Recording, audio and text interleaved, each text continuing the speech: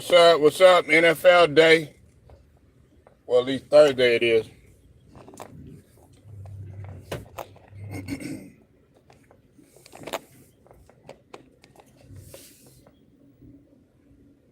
What's going down with y'all? Straight to the point, sports and entertainment.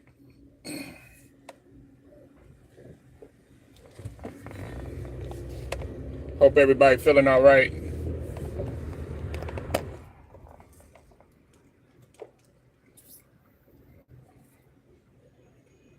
Talking some NFL.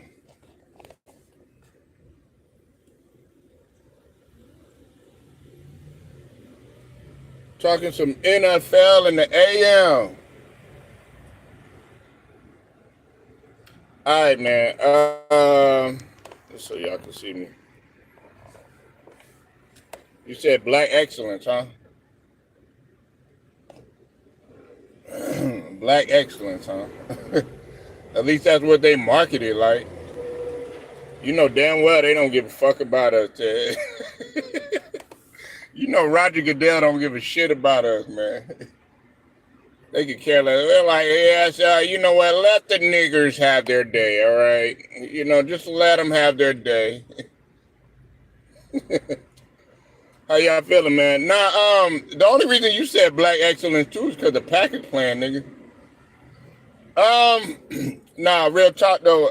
Hey, you know, a lot of people feel that this is gonna be the preview with the conference championships. Like, this is gonna be like, this is what I think that this is what they're trying to market. You know, they wanna make this a storyline and all that. Hold on 1 minute. Yeah, they want to make this a storyline. They want to make this a storyline. For one, they want to see, okay, Patrick Mahomes, can he win 3? Derrick Henry and Lamar Jackson versus Kelsey and Mahomes. Then you got with the Packers.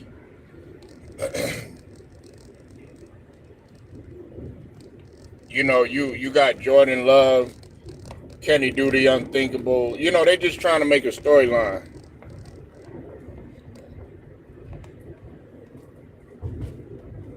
You got you taking the Ravens? I don't know, man. I'm not taking the Ravens, man. You know, listen, man. Can't nobody keep up with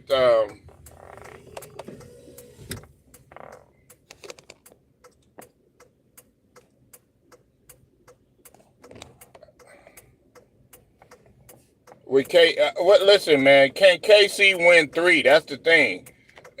Listen, shout out to Town Biz too. Town Biz that posed the question.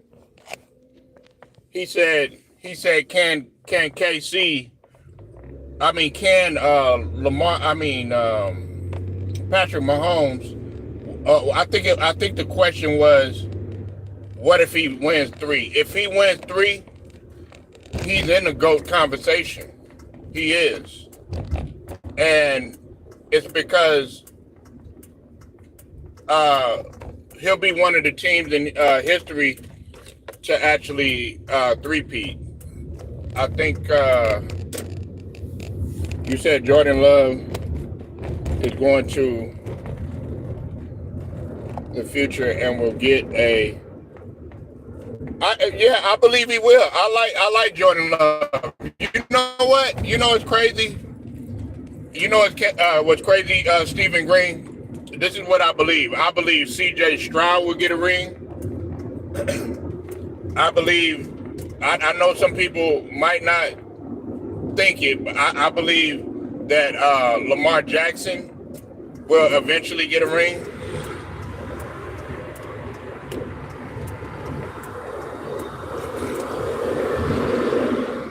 I believe that Caleb Williams will get a ring. I believe Caleb Williams will get like 3 or 4 rings.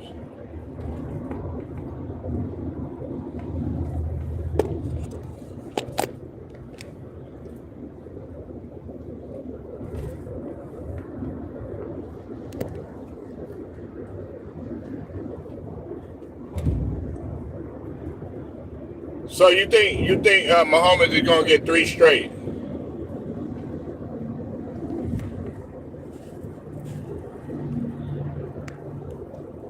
What's cap, Ted? What's cap?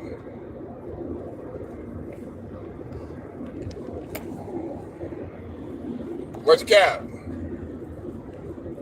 You said Dak could get a ring. I mean, yeah. If they listen, man, that everything got to be perfect. Like Dak hasn't. That's what y'all got to realize. Dak has not had. They haven't had a perfect season, but I can't make excuses because that's not an excuse because no team is perfect in terms of what they're going through, in terms of injuries and the situations and stuff like that.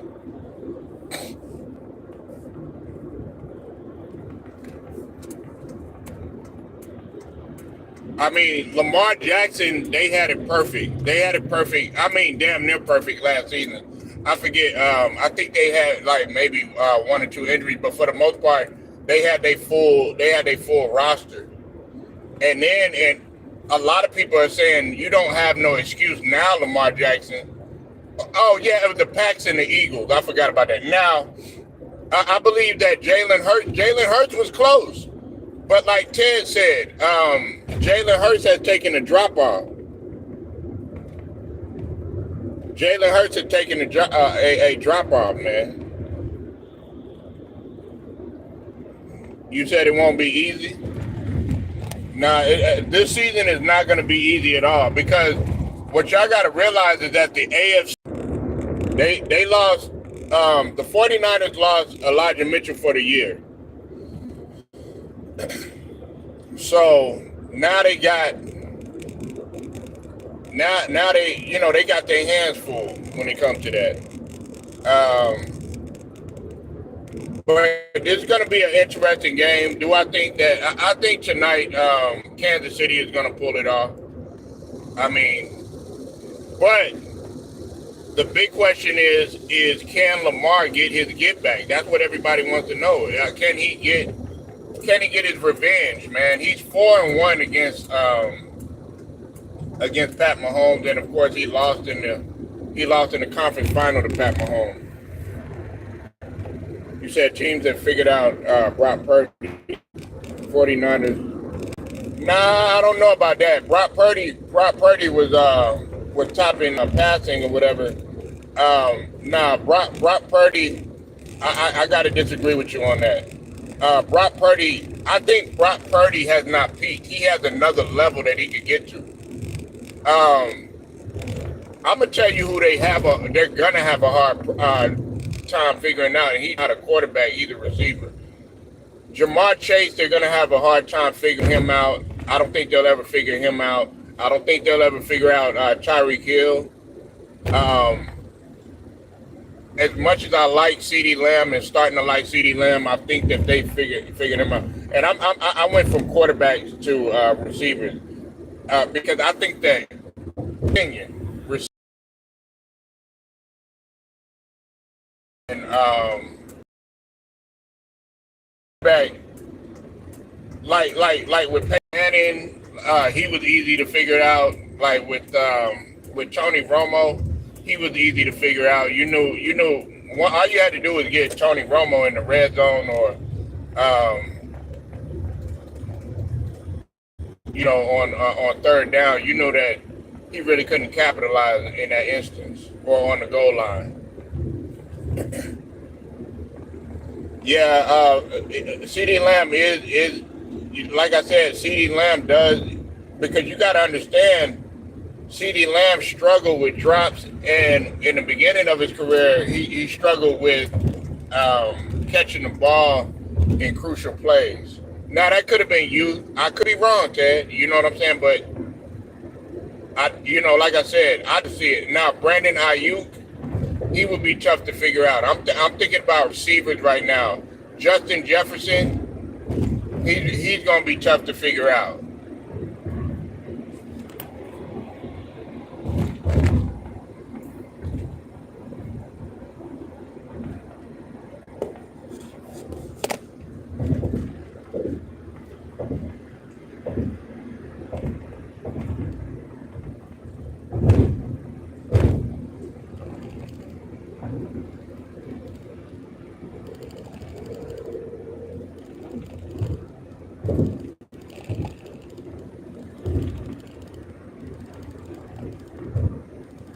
But um,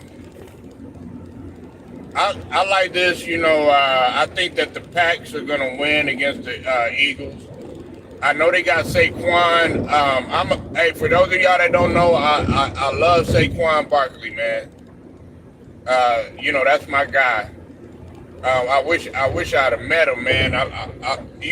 People got to realize, man, Saquon, man, the only thing holding him back is injuries, man. Only thing holding Saquon back is injuries. Other than that, Saquon, if it had not been for injuries, man, Saquon would be so much like he would be up there with like the Jonathan Taylors and and the Derrick Henrys and all of them. Had it not been for injury, you see, Derrick Henry is just bouncing back from the injury that he just had.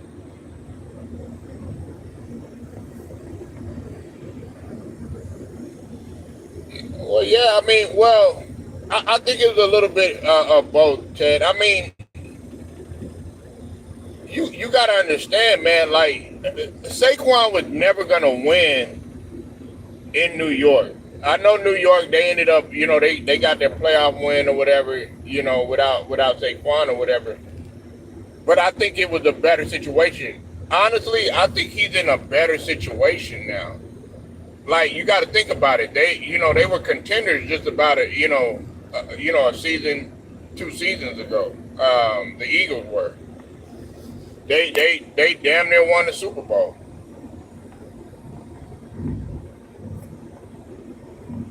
So and I wanted Saquon. I wanted Bowles to have to get a hold of Saquon.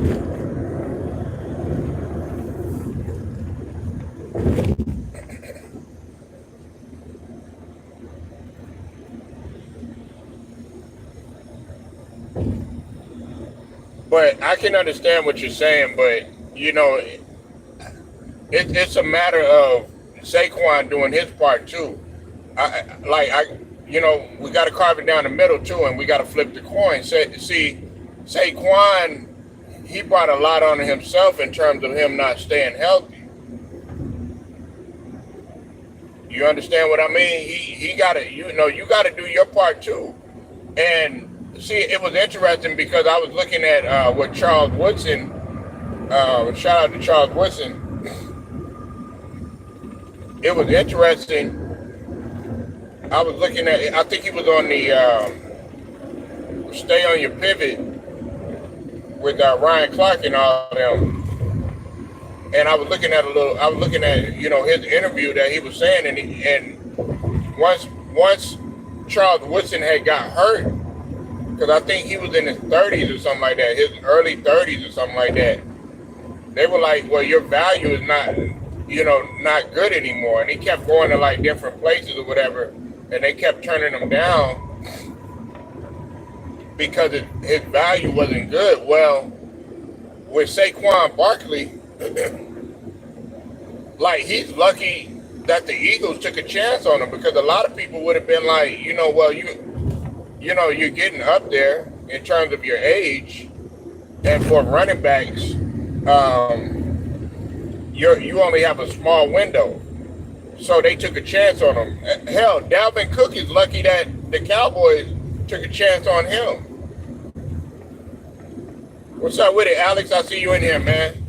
I know y'all ready for Brandon Ingram, man. Possibly.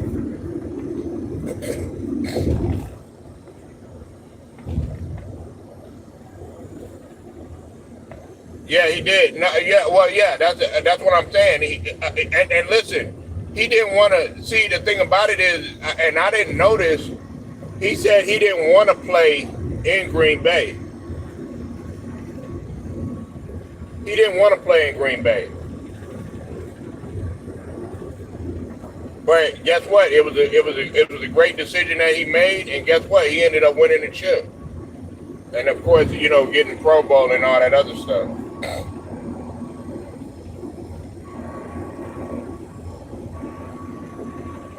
So sometimes you can revitalize your career. You can revitalize your career, man.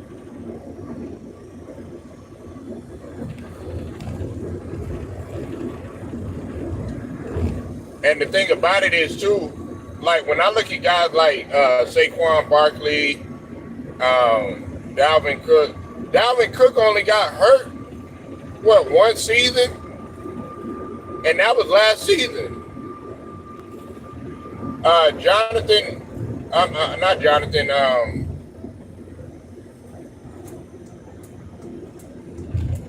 What you call it?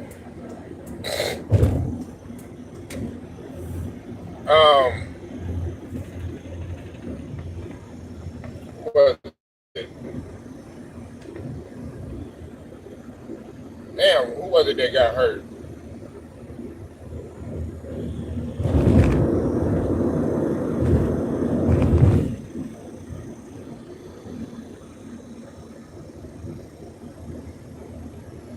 Who you talking about?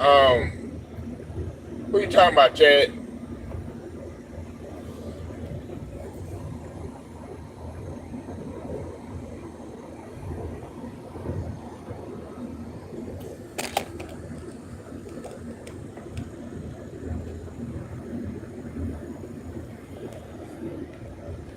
Oh yeah, Woodson. Yeah, man. When he broke his leg, man. Yeah, man.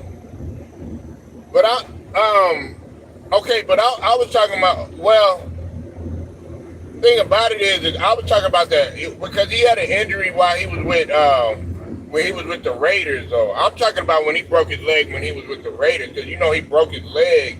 That was that was a nasty injury too, man.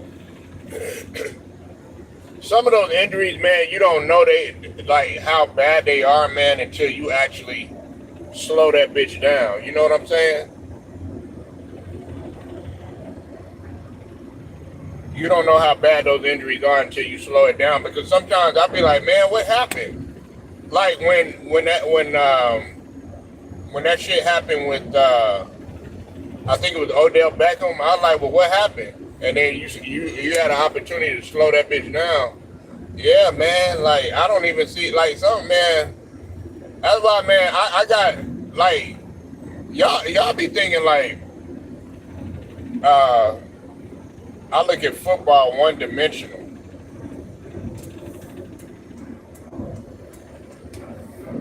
I look at it in a multitude of ways. I'm like, you know, I got so much respect for these guys, man, to be able to get up for some of these injuries that they sustain. And some of these guys, they get injured in practice, and you know they get their little shot or whatever, and they go back out there and they still continue to play. Whether it's, you know, some guys might break an ankle and continue playing or whatever. You know what I'm saying? And you got 200, 300, 400 pound linemen, you know, like dropping on your body or something like that. You know what I'm saying? Yeah, man. Like,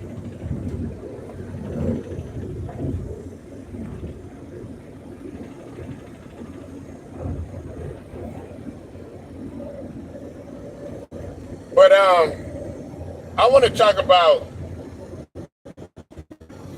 a conversation yesterday, man, with a sub, man. If you have an opportunity, man, go back and go live or whatnot. But yesterday, man, we were talking about elite defenders. Now, let me say this, okay? Like, I look at defense, and I'm talking about NBA now, y'all. I look at defense completely different than what the average person does, right? Because if you're gonna put somebody in the class of an elite defender, then what I'm thinking is that you can get you can actually get an MVP for locking up someone in the finals, such as the Kawhi Leonard, right? You could get an MVP for locking up someone on a big stage, like an Andre Iguodala, even though some people felt like Steph Curry should have got it, right? LeBron James' greatness is not predicated on defense, and it never was. Let me repeat that statement. LeBron's greatness was never predicated on defense. He was never known to play both ends of the floor. My nigga Cypress in the building. Make sure y'all go sub to Cypress TV. And also, man, for those of y'all that keep up with the State Fair, me and the brother Cypress, man, we supposed to be linking up. We're going to go live for the State Fair that's going to be happening here in Texas. We got the Cotton Bowl that's getting ready to come up, Prairie View and Grambling. So look out for that. All right. Live at the State Fair. And salute to everybody all over Texas too. And salute to everybody in Memphis. So y'all look out for that. You know what I'm saying? If y'all don't know, everybody comes out here for the State Fair. I think one year, it was a lot of people. A lot of people come here for the State Fair, man. Just look it up. But anyway, man, let me get back to what I was saying. It's like I was talking to Cypress. All right, I was talking to him, and I'm like, when you think of LeBron, you don't think of defense. You don't. Yeah, you might think about the chase down blocks or anything like that, but you can't really distinctively say all the time that LeBron has held anybody in check like that, defensive wise. Every once in a blue moon, every now and then he will.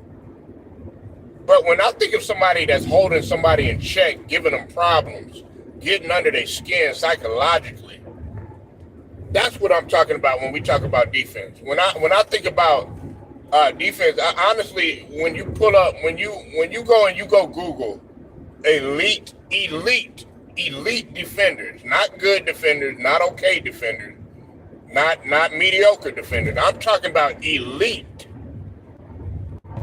Okay? Look at the names that come up. Now, some of the names I don't think they should be in there. Like, for instance, I don't think Rudy Gobert. If you're going by Rudy Gobert in a situation, when we talk about situational defense, because there is, like, situational defense is being able to read that pick and roll. Situational defense is being able to recover, being able to not be exposed on an island by yourself, such as what Luka did to Rudy Gobert. Yeah, like a Dumars. When you think of elite defense, anybody that can give Jordan some sort of problems and Jordan actually admits it, okay, yeah. Guys got to stop thinking that just because LeBron, okay, yes, he has 5 first team all defense. Yeah, that's great, and he got one second team all defense. And what they're going to do is they're going to be, oh well, Ben Wallace, he had the same thing because Ben Wallace had 5 first team all defense and he had one second team. But the thing about it is that Ben Wallace was a multiple DPOY winner, which separates him. Y'all got to forgive me my allergies, man.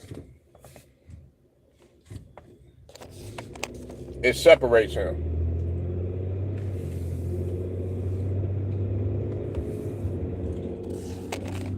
So I know some people, they get offended when I say that.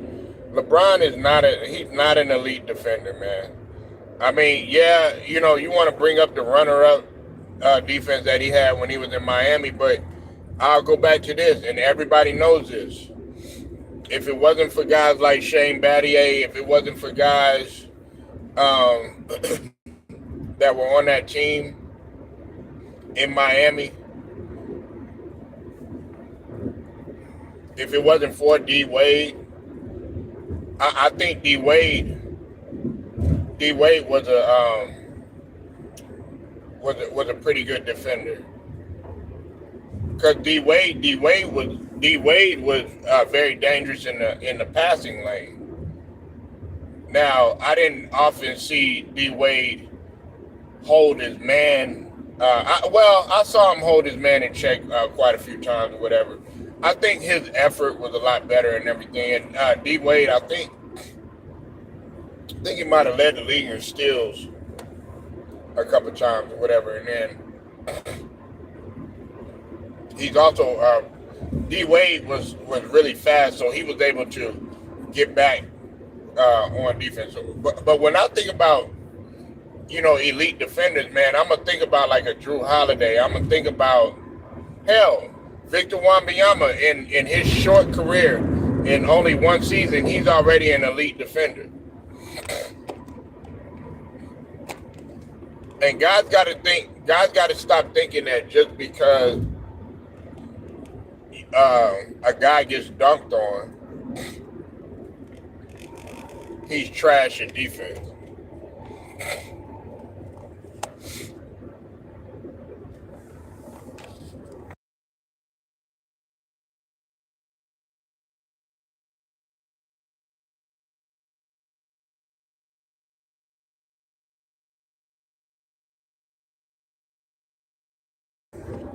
Sorry about that, man. I got my allergies bothering me.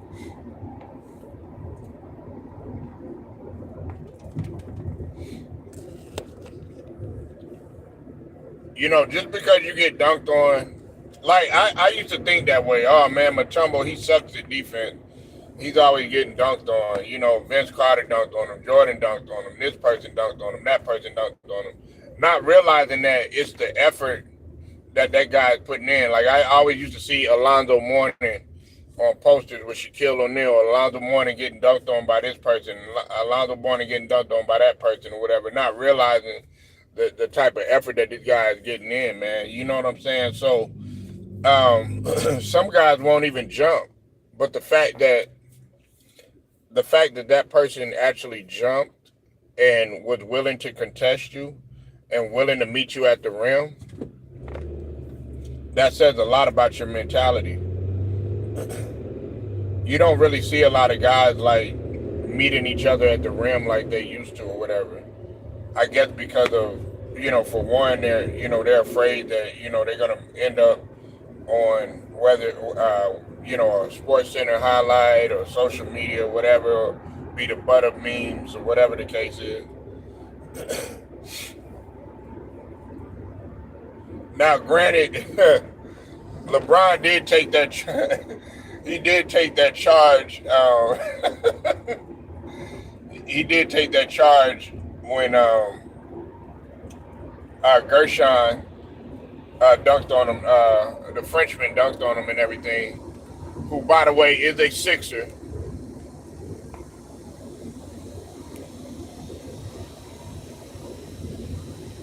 But nah, man, he's not an elite defender.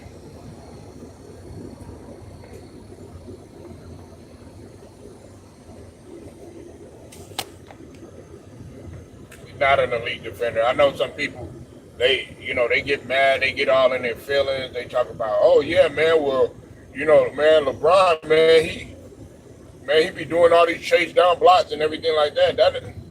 That's only, nigga, that like a chase down block could be because you had a turnover and you chasing that motherfucker down again, man. I'm talking about somebody that's gonna do more. Like Patrick Beverly, he doesn't do one specific thing.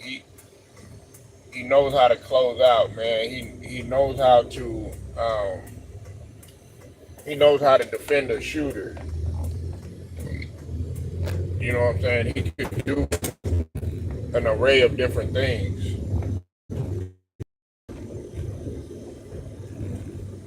And just because you listen, it doesn't take away from what he done on on the court and everything or anything. You know what I'm saying? Now there's some things that I don't necessarily like about LeBron. Yeah, um, yeah, ought to do better. Yeah, but but that had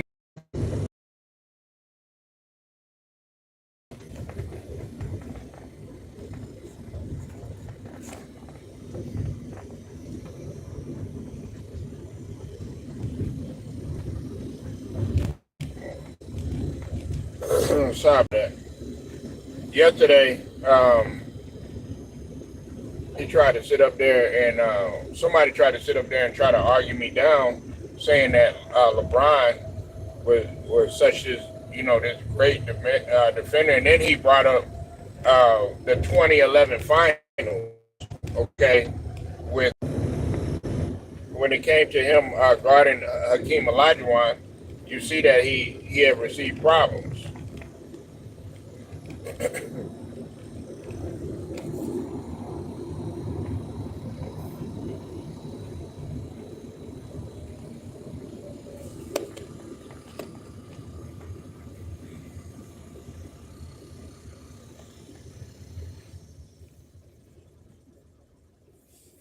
You see that he received problems, man, and so and he just destroyed David Robinson. If my stream coming out clear, I'm just making sure, man, because I keep they keep trying to mess with the stream and all that.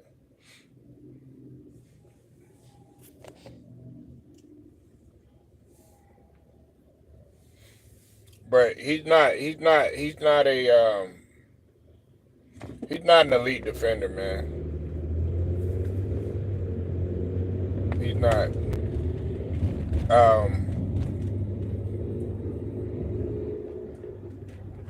Alvin Robinson, he was an elite defender. Uh, who else? Hell, Deshaun Stevenson. Listen, Deshaun Stevenson, he was able to turn himself into an elite defender. He kind of did what he became one of the better 3 and D guys. It's just like Deshaun Stevenson, like Drew Holiday. Now I wouldn't put Drew Holiday in the category of 3 and D because he that's not all he does is just shoot threes. But he's an elite defender, but he can also get you buckets too as well. Now has he made some poor decisions on offense? Yeah, and that's part of the reason why Giannis had gotten his feelings or whatever about Drew Holiday, which I think was dumb. And like I said, I like Giannis. Giannis is an elite defender. Giannis is an elite defender, especially when you're talking about a guy that was DPOY. I think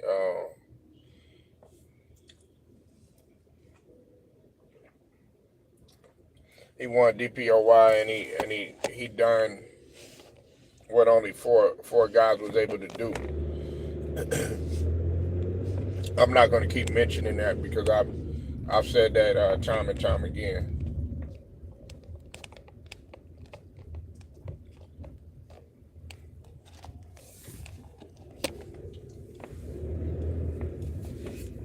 But yeah,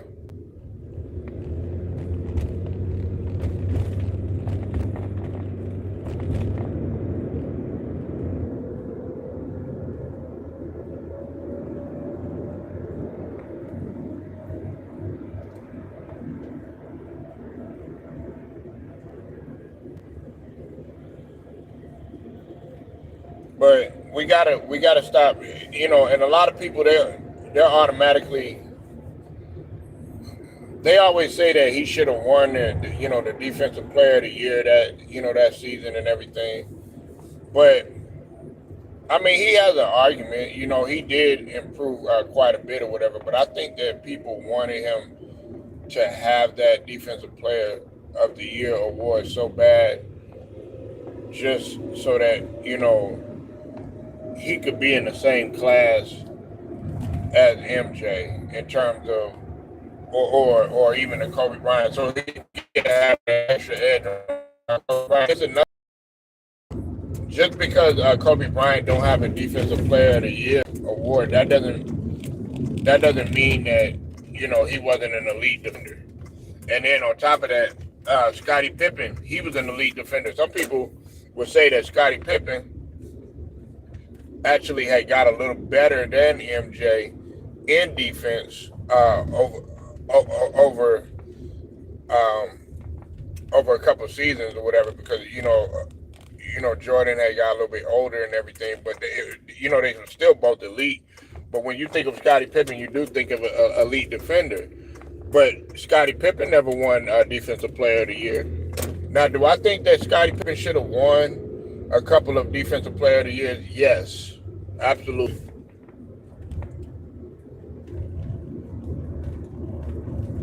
Absolutely.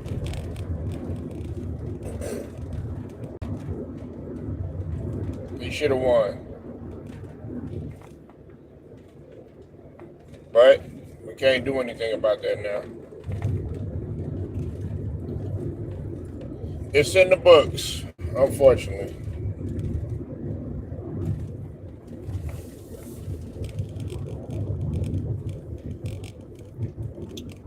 But yeah, man. I appreciate everybody pulling up. Make sure y'all like the video, share it, subscribe, hit them notifications. Shout out to the whole entire Lions Den, basketball, and boxing community. Consider, man, is straight to the point. Sports and entertainment, man. I'll get at y'all later.